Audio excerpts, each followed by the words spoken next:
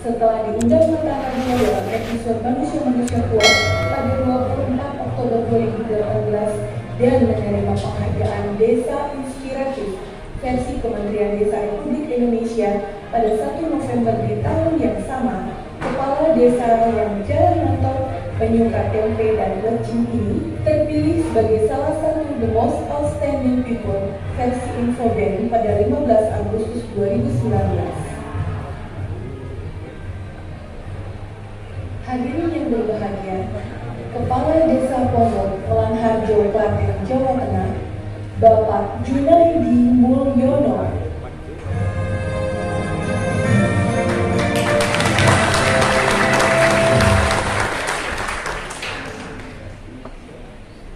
Bismillahirrahmanirrahim.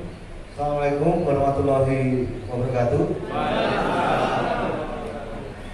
Yang kami hormati Bapak Kepala Desa dari Kemangsen, Kecamatan Bolongbedo, Kabupaten Sidoarjo, Jawa Timur, yang kami hormati, beserta pemerintah desa, Badan Usaha Desa, perangkat desa, BPD, Karang Taruna, dan juga tim penggerak PKK dari Desa Kemangsen, Kecamatan Bolongbedo, Kabupaten Sidoarjo, Jawa Timur.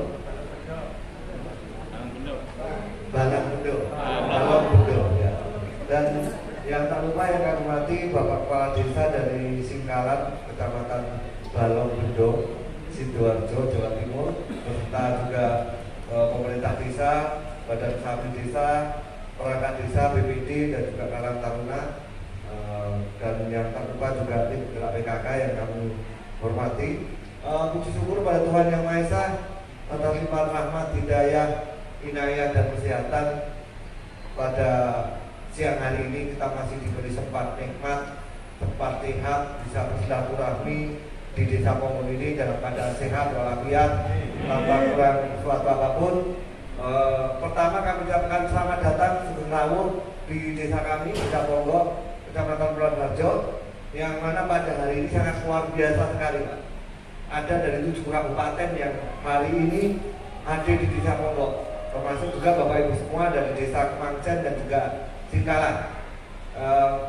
Semenjak adanya Undang-Undang Desa Nomor 6 Tahun 2014, Pak, ya, semenjak adanya dana desa, hampir saat ini desa di seluruh Indonesia ini lagi giat-giatnya membangun infrastruktur, lagi giat-giatnya gimana potensi yang ada di desa ini bisa kita kembangkan supaya ekonomi desa bisa bergerak, supaya kesejahteraan masyarakat di desa bisa meningkat, dan juga harapannya dengan program-program yang dilakukan oleh desa, kemiskinan itu bisa dikurangi, termasuk juga kesenjangan sosial yang ada di desa itu bisa dikurangi.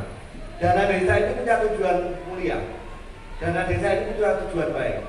Saya yakin Pak Kades ya mengajak Bapak Ibu semua datang ke Ponggo ini, ya, supaya apa, Pak? Nantinya sepulang dari Ponggo, Bapak Ibu semua punya semangat baru, punya cita-cita baru, punya inovasi baru, punya kreativitas baru, yang nantinya Bapak Ibu semua, saya yakin juga Bapak Ibu semua adalah tokoh-tokoh yang ditokohkan di desa. Karena kita sudah ditunjuk sebagai perangkat desa, sebagai BPD, sebagai pengelola desa, sebagai mungkin tim penggerak PKK, ya, atau Karang Taruna yang ada di desa. Maju dan tidaknya desa itu tergantung di pundak Bapak Ibu semua. Jadi kita itu membawa beban berat sebenarnya, tanggung jawab yang sangat berat. Karena apa, Pak? Karena kita sudah ditunjuk sebagai wakil masyarakat yang ada di desa. Kebijakan-kebijakan yang muncul di desa adalah dari pemikiran Bapak Ibu semua, ataupun dari keputusan-keputusan yang Bapak Ibu semua putuskan. Nah, sedikit kami ingin bercerita mengenai tentang Desa Ponggo. Bapak Ibu semua tadi sudah melihat profil video yang tadi kami putar, Pak, ya, dimana kami berproses. Desa Ponggo ini mengawali kami membangun desa itu berbasis data, berbasis peta data, berbasis database desa. Jadi membangun desa itu nggak bisa bin salah bin, Pak, nggak bisa tiba-tiba seperti Ponggo. Kalau Ponggo, alhamdulillah kami dimudahkan oleh Yang Maha Kuasa. Secara aset sumber daya air, kami itu berada di dataran rendah, Pak. Di atas kanan ada Gunung Merapi, Gunung Merbabu. Dan kami banyak mata air yang mengelilingi desa. Ya. Dan potensi ini tidak bisa dimiliki oleh daerah lain. Ini sesuatu keunggulan di Ponggok ini ya. Termasuk juga kami diapit 2 kota besar, Jogja dan Solo. Ya. Dan kalau kita membuat tempat wisata, market kita itu jelas. Ya. Mungkin kalau itu semua yang di Sidoarjo, mungkin juga sama. Ada Surabaya, ada Malang, ada mungkin Bondowoso. Ya. Yang ini merupakan potensi sebenarnya Pak. Ya. Jadi salah kalau desa itu tidak punya potensi.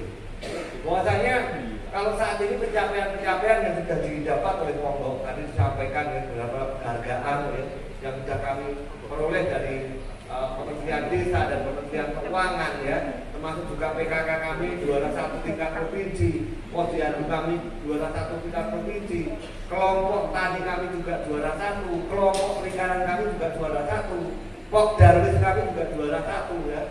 Ini tidak mudah ya. Tidak mudah. Semua berawal dari apa yang menjadi mimpi dan cita-cita desa. Mimpi dan cita-cita desa dulu Pak, Ponggok ini bukan seperti ini Pak. Tahun 2001 itu kami masih daerah tertinggal, daerah miskin ya. Nomor 2 paling bawah di Kabupaten Klaten. Dan juga dulu masyarakat kami itu hampir 42% warga kami itu ada warga miskin, 38% warga kami itu ada pengangguran. Dan juga sekitar 41% ya, warga kami itu tercekik dan terlilit. Itu kita peroleh dari pemetaan yang kami lakukan ya. Tapi kalau saat ini Pak, di dalam pengelolaan desa kami tahun 2019 kemarin, pendapatannya sudah mencapai 16,2 miliar dari 11 unit usaha ya. Termasuk juga di APBD kami bisa mencapai sudah 5,2 miliar di tahun 2020 kemarin ya. Ini sesuatu yang tidak serta-merta begitu saja mendapatkan pendapatan seperti ini. Tapi kami memulai membangun desa mulai dari misi-misi, mimpi dan tujuan desa. Bahwasanya saya Pak, dulu ketika menjabat kepala desa pertama di tahun 2007, ini sudah jabatan kami yang ketiga Pak, di periode terakhir. Ya. Alhamdulillah kami dimudahkan oleh Yang Maha Kuasa untuk bisa mewujudkan apa yang menjadi misi-misi desa, mimpi desa, yaitu pengen mewujudkan desa Ponggok, ya, desa wisata yang mandiri, yang mampu mengolah potensi desa, antara adil, berbudaya, maju dan menjaga lingkungan. Visi-misi ini dulu cuma sebagai impian, Pak. Kalau masyarakat ini dulu nggak percaya Pak, kalau Ponggok bisa menjadi desa wisata. BPD kami ketika kami menyampaikan bahwa Ponggok nantinya akan menjadi desa mandiri, kami diketawain oleh BPD kami. Apa mungkin Ponggok yang daerah tertinggal, yang mungkin miskin waktu dulu bisa menjadi desa wisata? Terbukti saja hari ini Pak, Bapak Ibu semua hadir di sini. Seluruh Indonesia berbondong-bondong di sini untuk datang berwisata ke desa kami. Pendapatan wisata kami ya, sebulan itu kurang lebih sekitar 40.000 sampai 50.000 orang per bulan. Pendapatannya kurang lebih 1 miliar per bulan Pak, untuk dari sektor wisata saja. Nah, ini suatu pencapaian yang mana dulu mata air yang ada di Ponggok ini Pak, cuma dibiarkan mengalir untuk pertanian dan pelaut yang dilakukan oleh nenek moyang kita dulu. Dulu kami untuk memetakan potensi yang ada di Ponggok ini, air itu saya menganggap sudah hal biasa. Tapi ternyata ketika kita sudah memetakan ya, apa potensi yang ada di desa, ternyata air itu sangat luar biasa, membawa berkah bagi warga desa Ponggok. Ya. Perikanan kami produksinya hampir kurang lebih 15 ton sampai 30 ton per bulan. Nah, ini sesuatu yang mana dulu kurang, aliran air itu penuh sampah, penuh sampah. Ya. Tapi kami mencoba merubah dari sebuah masalah menjadi sebuah potensi, termasuk juga yang dulunya bukan menjadi desa wisata. Saat ini kunjungan di wisata di Ponggok bisa mencapai 50-an ribu orang per bulan, termasuk menjadikan Ponggok menjadi desa mandiri, bahwa negara hadir di tengah masyarakat untuk memenuhi kebutuhan dasar masyarakat seperti sandang, pangan, papan, pendidikan, kesehatan, ya, air bersih. Itu adalah kebutuhan dasar. Yang mana sebenarnya kalau kita dana desa ini, sebelum kebutuhan dasar itu tercukupi, kita nggak boleh ada kebutuhan yang lainnya. Tapi kadang kita berpikirnya, ya kebutuhan kita itu infrastruktur. Ini yang perlu kita bedah nanti Pak. Jadi kemandirian desa di Ponggok ini dari pendapatan yang kami peroleh, kami kembalikan ke dalam program-program yang mana program unggulan kami ya, dari profit yang kami dapat kami kembalikan dalam bentuk benefit. Kalau di Ponggok ini Mas Andra ini salah satu hasil program 1 Rumah 1 Mahasiswa. Jadi dulu ketika tahun 2007 saya ketika mau bekerja waktu itu Pak, mau mencari sarjana aja sulit Pak. Cuma 5 orang yang kuliah waktu itu. Dan kami berpikir kalau seperti ini terus, nanti siapa yang akan melanjutkan program-program yang ada di desa? Maka waktu itu kami membuka program yang namanya 1 Rumah 1 Mahasiswa. Jadi mahasiswa di Ponggok ini ya, yang kaya, yang miskin, semua kita beri beasiswa 300.000 per bulan. Yang IP-nya di bawah 3, yang IP-nya di atas 3 adalah 500.000 ya. Ini suatu hal yang mana kami harapkan kami akan mencetak SDM yang nantinya akan melanjutkan sistem atau pembangunan yang ada di desa Ponggok ini. Termasuk juga ada program kalau Pak Jokowi punya kartu sehat, kami juga punya kartu namanya Jamkes Desa, Jaminan Kesehatan Desa. Dari BPJS warga masyarakat ya, yang kaya yang miskin ya, itu kita klaim asuransinya dibayar oleh desa, walaupun baru kelas 3 ya. Banyak lagi program-program yang ada ya. Ada 1 rumah 1 empang, 1 kolam. Harapannya tiap rumah itu di mana mereka punya kesibukan, punya pekerjaan tambahan dengan budidaya ikan di pekarangan-pekarangan rumahnya ya. Yang mana kita memang limpah air. Jadi kita optimalkan di mana kita bisa memproduksi air-air yang ada di Ponggok ini kita optimalkan. Termasuk juga ada program yang lain, 1 rumah 1 ipal, 1 rumah 1 drainase ya. Ataupun 1 rumah 1 listrik, 1 rumah 1 toilet, itu merupakan target-target program sebenarnya ya. 1 rumah 1 aliran air ya, air bersih. Nah, itu target-target program yang ada di desa Ponggok ini. Nah, kami Pak mengawali bangun desa berbasis data. Memang dulu Pak mesra kami ini ketika kami ajak ya, atau teman-teman perangkat ini kami ajak untuk gimana membangun desa, berawal dari peta data, nggak percaya Pak. Saya yakin teman-teman perangkat desa juga sama. Ketika kemarin ada pendataan SDGs desa, ya, saya yakin teman-teman di dalam mengerjakannya itu juga nggak optimal. Ya. Karena apa Pak? Karena kaitannya data ini biasanya perlu ada pelatihan khusus Pak. Data ini kita tampung, kita kumpulkan untuk apa Pak? Contoh baik saja kalau yang namanya kita mengisi profil dan monografi desa. Saya yakin teman-teman perangkat ya, mengisinya dari balai desa semua. Dan selalu kompas dari tahun ke tahun. Benar nggak? Benar nggak? Kalau datanya sudah salah, kita bikin data salah, maka bikin perencanaan ke belakang akan salah. Pasti. Karena apa? Karena kalau kita itu mau memetakan atau mungkin membuat strategi solusi, kalau datanya salah kan juga hasil akhirnya juga akan salah. Sebenarnya kemarin di pendataan di SDGs desa ya, kemarin itu sebenarnya sangat bagus ya. Untuk gimana desa itu bisa mengetahui apa masalah yang ada di desa. Contoh ini di Ponggok, kami begitu detail dari peta yang tiap dukuh ya. Itu kita benar-benar kita data mana rumah tidak layak huni ya, mana itu rumah yang mungkin ada belum ada airnya, mana itu rumah yang mungkin masih bermasalah ya, sertifikatnya ya. Ini pendataan kita itu lengkap. Jadi kalau dana desa itu kalau di dalam pendataan ini Pak, dana desa itu cuma keluar masuk tanpa ada perubahan data. Sebenarnya kalau kita itu mau melihat di data yang ada, kita itu bangun jalan, tapi jalan rusak tidak pernah berkurang. Benar nggak? Inilah menjadi kesalahan kita semua.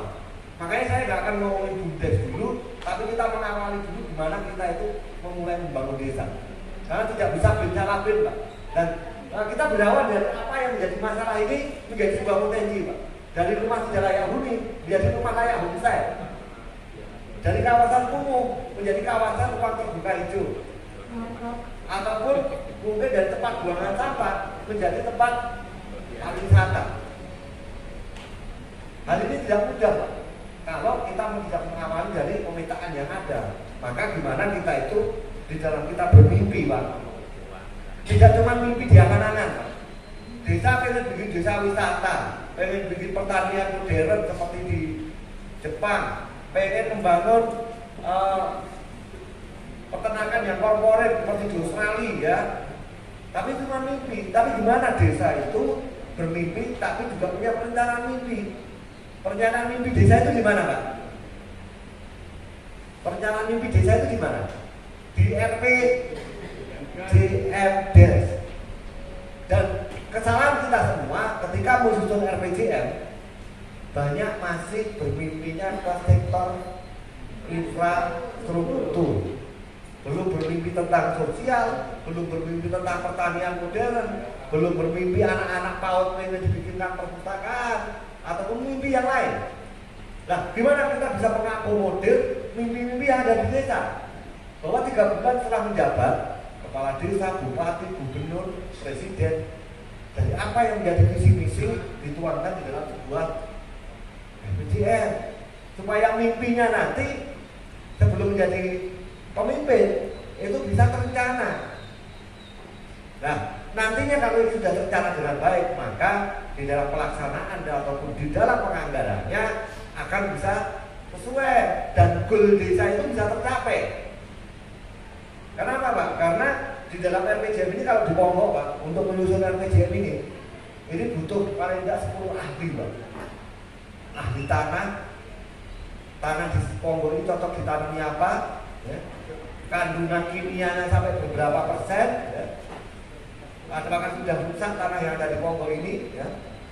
Termasuk juga yang lain, termasuk kebencanaan pun sudah kami hitung, Pak, lewat geologi yang ada di Ponggok. Bukan kami mendahului takdir, tapi perencanaan kami sudah masuk ke kebencanaan juga, ke sosial, ya. Termasuk saat ini di Ponggok ini masalahnya tidak lagi pengangguran, tidak lagi kemiskinan, tapi masalahnya sudah bergeser ke masalah sosial. Dan ini akan ada strategi-strategi yang mana ketika ada masalah sosial bisa kita tangani dengan baik. Nah, kita, Pak, untuk membayangkan satu desa, Pak, itu otak kita itu nggak muat, Pak. Ketika kita harus mikirin desa yang warganya 5.000 atau 10.000, atau mungkin dengan masalah yang ada, kemiskinan, pengangguran, dan lain-lain, nggak cukup, Pak, otak kita. Maka dengan kita membayangkan desa cukup dengan peta, Pak. Tapi kadang kita melihat peta ini cuma jadi hiasan dinding, Pak, di kantor-kantor, benar nggak, Pak? Sebenarnya dari peta inilah, Pak, kita bisa melihat mana potensi, mana masalah, panjang jalan rusak, panjang kali rusak, luas lahan pertanian, peternakan ada di mana, industri ada di mana, ya. Hal sepele, Pak, sebenarnya. Cuman kita itu tidak mau komitmen. Contoh saja, kita kelola dana desa, tapi saya yakin Bapak Ibu perangkat baca undang-undang desa itu belum selesai semuanya. Benar nggak, Pak? Betul. Gimana kita melakukan sesuatu sedangkan kita tidak memahami apa yang ada di dalamnya? Karena apa, Pak? Mohon maaf, saya sudah hampir keliling seluruh Indonesia, dari Sabang sampai Merauke. Saya masuk ke hutan-hutan, masuk ke sungai-sungai yang ada di Kalimantan, di Aceh, ya. Permasalahan fatalitas di sini, Pak. Maka saya memulai untuk gimana membuat strategi membangun desa. Saya dulu itu tahun 2008 bercita-cita Ponggok ini menjadi miniaturnya Indonesia. Tahun 2008, jauh sebelum dana desa. Dulu ketika saya ingin mencari contoh desa di dunia yang bisa kami contoh, Pak, dulu belum ada Android, Pak. Saya masih buka web di internet, di warnet. Desa terkaya di Indonesia, di dunia ini seperti apa sih? Yang muncul desa di Guangzhou di Cina. Termasuk desa yang inovatif itu mana nih? Yang muncul dulu adalah desa di Jepang. Sekarang yang punya merek Daihatsu. Daihatsu itu produk desa, loh. Terus di Jepang, di Cina ini, Pak, di sana itu ada pabrik yang terbesar di dunia, pabrik baja terbesar di dunia. Dan saya berpikir desa Ponggok bisa seperti itu. Kalau di Cina itu, Pak, investasi masyarakatnya itu yang di perusahaan per kakak itu 2 miliar. Rumahnya itu kayak di Pondok Indah, Jakarta, sama semua. Tata kelola airnya sama, mobilnya pun sama semua. Kalau mau ke bandara, naiknya helikopter yang difasilitasi oleh desa. Bisa nggak kita seperti itu? Dulu bayangannya Akhirnya kami mencoba untuk meletakkan data yang dari Ponggok untuk melihat apa sih yang bisa kita kembangkan di sini. Kok kita punya air, kita punya kesuburan tanah, bahwa di desa itu ternyata ada 5 aset data, termasuk di negara kita. 1 adalah sumber daya alam, 2 adalah sumber daya manusia, 3 adalah sumber daya sosial, 4 adalah sumber daya infrastruktur, 5 adalah sumber daya finansial. Selalu kalau kita bangun, selalu nomor 5-nya ini yang ditanyakan. Betul nggak Pak? Finansialnya. Ternyata kita itu sebenarnya kaya Pak. Coba Pak, aset sumber daya alam yang ada di Indonesia Pak. Yang namanya timah ada, emas ada. Betul nggak Pak? Laut kita itu nomor 2 di dunia. Kesuburan tanah kita itu kayak surga. Mau ditanami apa saja bisa. Tapi mengapa petani kita tetap miskin Pak? Benar nggak Pak? Nelayan kita tetap miskin. Kenapa Pak? Kita digabungkan oleh alam semesta ini, oleh Allah. Akhirnya banyak tidurnya, banyak mimpinya. Tapi mimpi cuma di angan-angan. Mimpi nggak, bukan mimpi yang terimplementasi. Maka supaya punya mimpi yang supaya bisa terimplementasi, harus punya perencanaan mimpi. Nah, kalau sudah punya perencanaan mimpi, Pak, tinggal gimana kita itu strategi di dalam pelaksanaan dan penganggaran. Nah, mungkin Bapak Ibu semua sudah hal biasa lah, bikin RKPD, bikin inilah.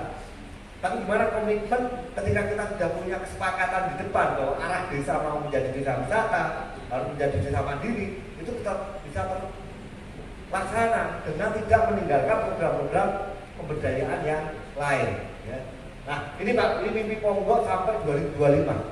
Waktu 2007 untuk merealisasi mimpi ini Pak, hampir kami membutuhkan biaya hampir 250 miliar. Uang dari mana?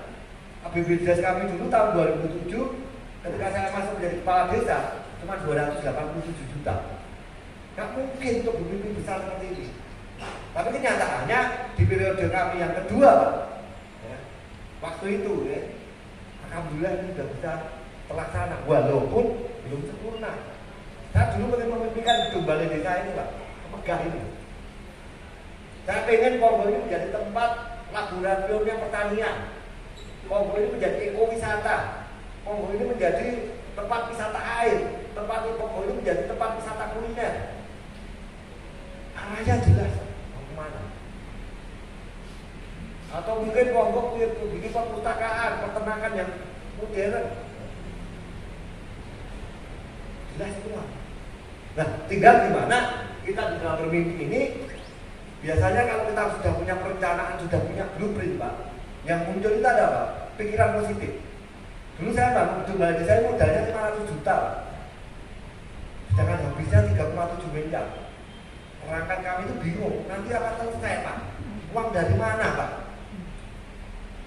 Teman-teman perangkat ini kalau berangkat kan biasanya jam 9, pulang jam 12 Pak. Sama enggak Pak? Sama ya? Nonton Pak. Karena nggak punya apa Pak? Nggak punya target. Jadi pikirannya saya pekerja rutinnya nggak cukup. Tapi lah kalau di Ponggok saat ini Pak perangkat ini berangkat jam 8, jam 3 sore pekerjaannya belum selesai. Tapi akan berbanding lurus dengan kerja kerasnya. Wah Pak, kalau keserah sekarang ini pendapatannya sebulan nggak mati 7 juta sampai 10 juta. Pak Kades berapa Pak? Hari ini Pak ada 7 rombongan. Satu rombongan itu saya dapat 1.500.000. Gak kalah dengan Abdul Somad Pak. Tapi saya juga bukan saya sendiri Pak, saya harus hidupi tim kreatif yang tadi foto-foto, harus hidupi yang lain, teman-teman yang lain ya, supaya mereka semangat ya. Ini nggak mudah, jadi perlu kerja keras, butuh mimpi besar. Saya dulu tuh nggak bisa pidato Pak. Dulu pidato ngomong-ngomong saya Pak. Jadi kades pertama, belajarnya sama Pak Karuk Serain. Tapi Allah sudah memberikan potensi pada diri kita, pada desa kita, pada negara kita. Tinggal gimana kita bisa mengolahnya. Bisa nggak emas Irian Jaya itu dibiarkan begitu saja jadi emas? Nggak bisa ya Pak ya? Nggak bisa. Timah, tembaga, nggak bisa. Sedangkan kalau kita mau menghitung potensi itu luar biasa, triliunan nilainya sumber daya alam itu. Yang kedua adalah sumber daya manusia. Kalau 3.000 orang, kakaknya itu sekitar 1.000 gitu aja. Mereka itu memiliki patriot yang tinggi, memiliki rasa, memiliki desa yang tinggi. Seperti nenek moyang kita dulu ketika merebut kemerdekaan, nyawa saja direlakan, apalagi harta, nggak perlu dana desa, Pak. Coba masyarakat satu kakak bukan memberi sumbangan, Pak, tapi berinvestasi ke desa 1 juta saja. Sudah kumpul berapa, Pak? Kalau 1.000 kakak 1 miliar. Sama nggak dengan dana desa, Pak? Coba 1 miliar itu berarti dibuat modal bikin toko desa atau sekelas Alfamart Indomaret, sudah bisa belum, Pak? Bisa belum, Pak? Bisa. Kalau nanti keuntungannya toko dihitung laba ruginya per bulan berapa, dibagikan lagi ke masyarakat keuntungannya mungkin 30% atau 40%, kira-kira masyarakat mau nggak, Pak? Mau, Pak. Bisa ngapa-ngapa loh, Pak. Tapi masyarakat dibutuhkan untuk bisa percaya dulu. Maka di desa kita harus bikin program yang masyarakat itu bisa merasakan program yang ada dulu. Kalau satu program sudah selesai dan masyarakat bisa menyambut itu, maka nanti akan mudah kita ajak. Apalagi kalau rasa patriot itu ditumbuhkan lewat patriot-patriot desa. Kalau patriot desa itu ada di sini, Pak. Kelompok-kelompok yang kami bangun. Karena apa, Pak? Membangun desa itu nggak bisa seluruh warga masyarakat diajak, Pak, untuk memikirkan membangun desa. Cukup 10 sampai 30 orang yang mau berpikir untuk memajukan desanya. Saya yakin di sini ada BPD, ada perangkat. Ya. Kalau perangkat BPD dan juga tokoh yang ada di sini sepakat dengan visi misi desa, nggak sulit, Pak, membangun desa. Anggarannya sudah ada dalam desa. Nggak ada alasan lagi kalau desa itu nggak punya anggaran. Apalagi ngomongin desa itu nggak punya potensi, salah besar. Karena kemiskinan itu bisa jadikan potensi, Pak. Tadi kawasan kumuh saja punya kamu bisa jadikan potensi. Jadi kadang kita itu berpikir membangun. Tapi kadang kita tidak berpikir keberlanjutan ketika setelah membangun. Setelah anggarannya habis, mau apa nih? Keberlanjutan itu, Pak, yang penting. Siapa yang mau mengelola? Apakah Kopdarus, apakah PKK, apakah pemuda, apakah kelompok tani, apakah BUMDes? Itulah sistem yang dibangun di desa. Karena kelembagaan ini berperan aktif di dalam program-program desa. Sebenarnya kepala desa ngomong A, sampai bawah adalah siap. Kayak tentara. Sistemnya ngaturnya akan lebih mudah.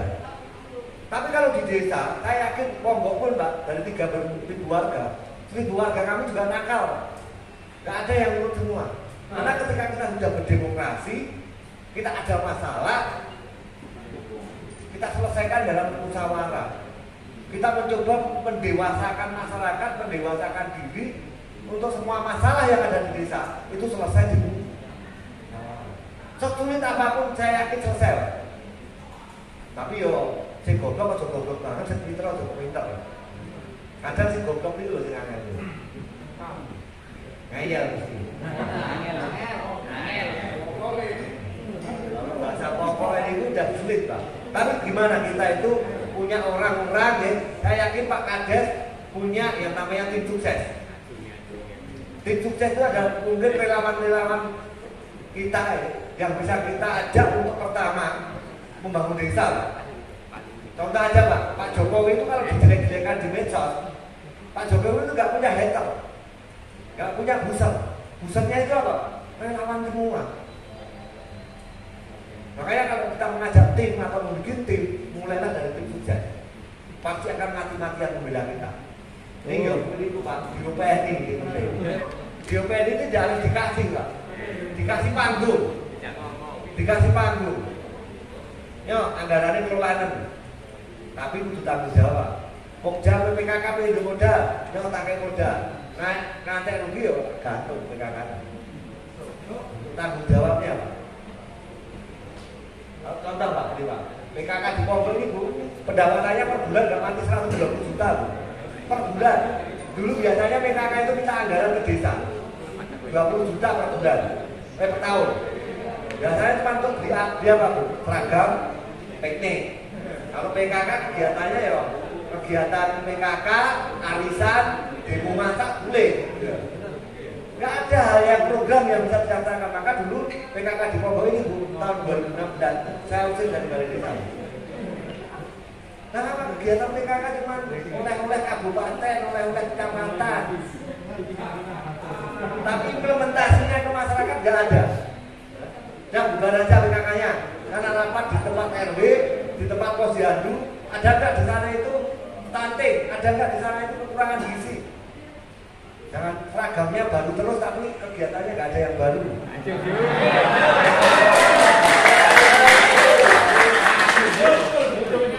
Semua itu butuh komitmen, komitmen. Produk buat milik dan produk kami. Gara-gara saya marahin, mereka saya kasih anggaran 250 juta. Saya marah Pak, tapi saya juga tanggung jawab. Saya marah pengen mengalahkan ibu-ibu semua. Kalau ibu-ibu cuma seperti ini terus, jadi benalu.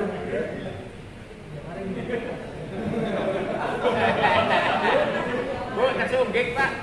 Oh iya Pak, akhirnya mereka terpacu, silakan. Dampingi UMKM yang ada di desa. Ajari gimana packaging yang bagus, gimana cara bikin marketing yang bagus, izinnya didampingi.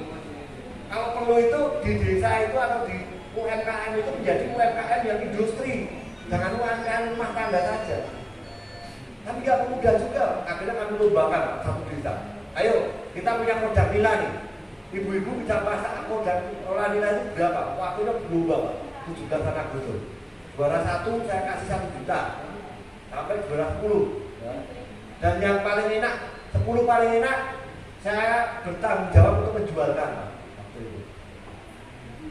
Cuma saya nggak bodoh juga Pak. Saya gandengnya CEO-nya bukan apa. Langsung CEO-nya bukan apa, saya undang untuk gimana mengajari packaging sampai ke menjual lewat media sosial, lewat online offline. Dan itu bisa dilakukan desa. Nah, ini contohnya produk kami. Termasuk juga UMKM yang ada di Ponggol ini Pak. Di Ponggol ini ada 40 UMKM ya, yang ada di tempat-tempat wisata. Per bulan masih 20 juta, hampir 100 juta per bulan. Tiap UMKM ini. RT RW di Ponggol ini Pak, toko desa yang ada sebelah tadi di depan tadi, itu sahamnya RT RW itu Pak. Jadi keuntungannya itu digunakan untuk operasional RT RW. Pengen dia Pak? Pengen dia Pak? Bisa Pak. Dulu tagline kami itu adalah Ponggol pasti bisa.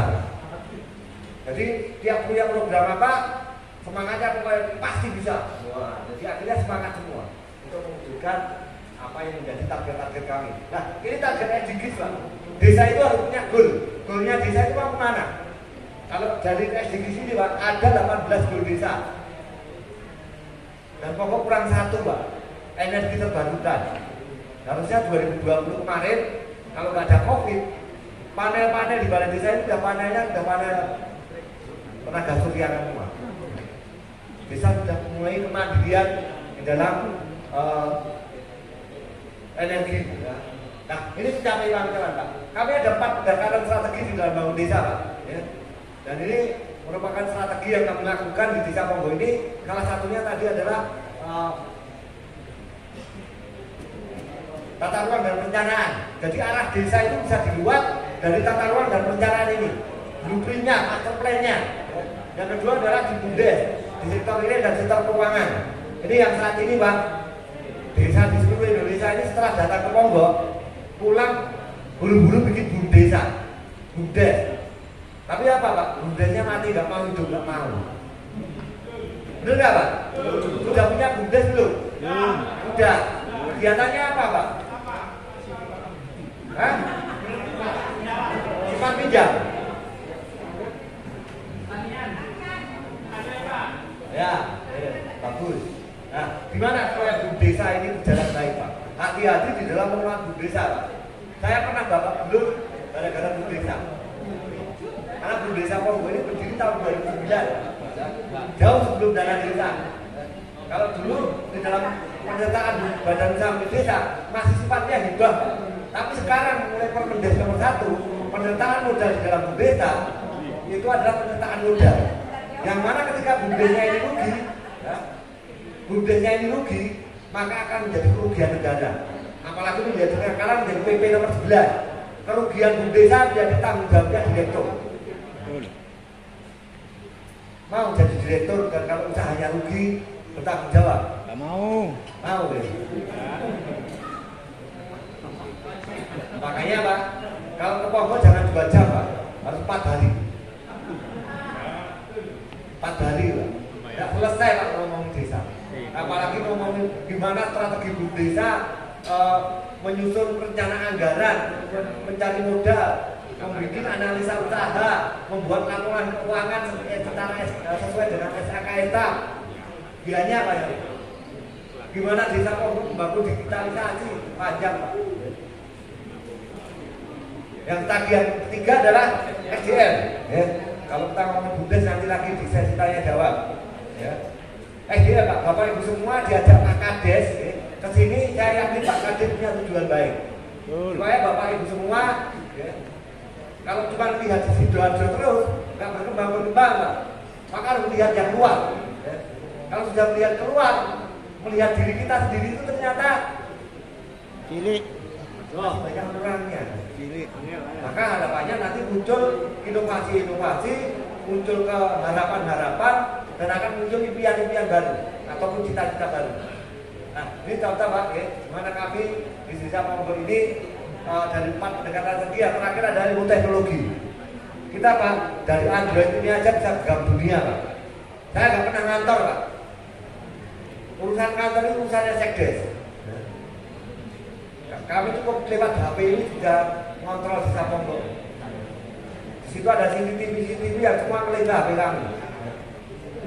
Jadi saya itu jarang, tapi itu ngontrol sekali aja bagus. Dan saya nggak pernah rapat di kabupaten Pak. Karena rapat di kabupaten itu nggak berikan anggaran. Sama snack.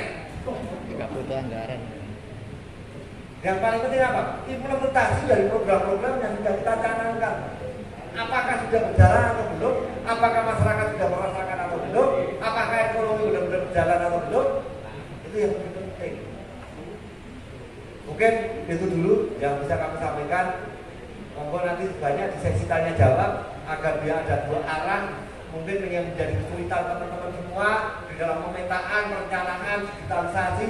Karena tahun 2022 besok Pak, dana desa harus digunakan untuk digitalisasi desa. Ya. Aplikasinya Ponggo sudah punya, ya. Dimana tinggal klik. Ya. Smart Village, Smart City, Smart Government, Smart Ekonomi, Smart, semua harus smart. Dengan ini Pak. Ya. Itu. Mungkin itu. Terima kasih. Akhir kalam kita berdaya. Assalamualaikum warahmatullahi wabarakatuh.